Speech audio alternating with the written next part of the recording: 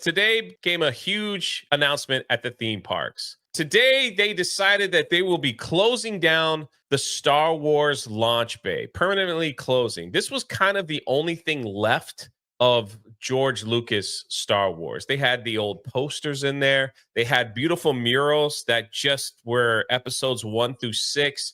This is where you can go to meet Chewbacca, Darth Vader. This is where you went. They also had a small museum of things from Return of the Jedi, stuff like that. This was all in the launch bay.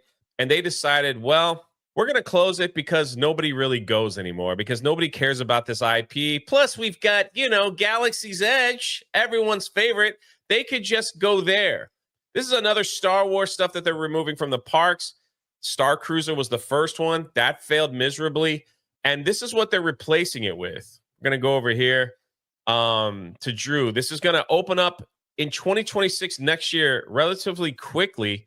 They're going to go through this section. Now, where this big hat was the Star Wars launch bay. You could go in there and see all kinds of cool Star Wars. They actually have replicas of, or some of the original pieces, like the old Death Star that was used in the film, Slave One. They still call it Slave One in that museum. And all that's going to go.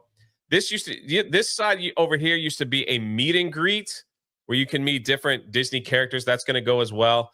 And they're going to put the magic of Disney animation, where you can go and watch movies, do some interactive stuff to learn about Disney animation, future and old. Now, a lot of people are saying that this is something that they're putting in to help promote some of their upcoming films, because they lack that in the parks. When they have an animation movie or something or a live action that's coming out, they don't do as much. The only one that we saw really pushed was the swapping of the Little Mermaid.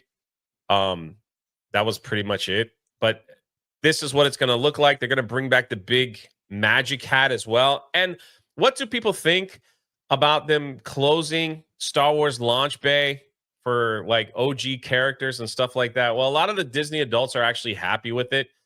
I'm more than good with this. Launch bay has severely overstayed its welcome. This person here, this is cool and all, and launch bay needed to go. But on top of all that, they also announced something else. They're going to get rid of Star Wars because nobody cares. The last time I was there, when I was live streaming at Hollywood Studios, the entire front part of the area where you could see all the concept art of the original movies that they had in giant poster form and some of the old posters, they turned that into a stroller parking lot for the park. So instead of being able to walk through and hear the John Williams music and stuff, they took that all out. And now you can park your stroller in there so it's not in the sun while you go do something else. So it literally is like a dead IP. Nobody cares about Star Wars.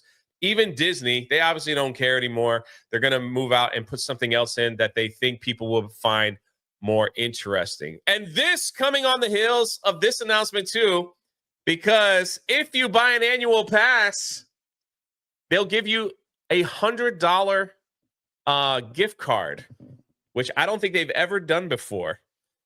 So if you buy an annual pass, not renew it, but if you buy an annual pass, you can get $100 gift card that you could use in the park, I guess. Spend it on 2 sodas and you're good to go. But getting back to the story at hand, we have no idea if they're going to move the Darth Vader meet and greet. From what we're reading, they have no plans on doing that anymore.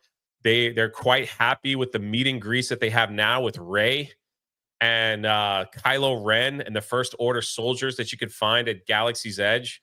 So they're just going to probably keep everything pushed over there. They did have the Jedi Academy at one point. I don't know if you remember that, where Darth Vader and they came out and the kids could dress up like Jedis and fight them as they train to be a Jedi. That hasn't opened since COVID, and they have no plans on doing anything with it. It's just an empty pavilion there as well, it's just crazy to think that this IP, Star Wars, that was so loved, that was so vibrant at one time, is now like, yeah, we got to get it out because we don't care. We don't care about this stuff anymore. And if you want Star Wars, just go to Galaxy's Edge, which is all the stuff that we created, except maybe Chewbacca. So Yeah, I mean, I can't pretend that I, go to Disney and spend time at Star Wars Launch Bay or anything like that. However, it did seem to be a place where people that don't like the Disney stuff could go and just get a little bit of OG Star Wars stuff without walking through a just soulless Galaxy's Edge and stuff like that. But like you said, it's not like it's super in demand or super busy in no, general. Which, what do you do with that? We just saw what they did with that, with something that did mean a lot to some people, even if it wasn't very busy, with Tom Sawyer's Island and Rivers of correct. America and all that stuff. They closed that right down. They also shut down Jim Henson's last project before he passed away, the Muppet Vision 3D. So that was shut down. Of course, again, wasn't a super high demand as well either. So just like you said, so what are you going to do? They got to run a business, I guess. But They're trying to get people back to the parks, yes, and that's Um, the whole thing. It's like Star Wars ain't working out. We thought Star Wars would draw people to this park. It ain't working out because nobody cares anymore. Basically, we killed the brand. Now we're offering you money to get our annual pass so you can come back to the park, and we're going to change everything that people don't care about anymore so that you can come back to the park. This is where we're at. This is where we're at with Disney and Star Wars and all that. Crazy, man.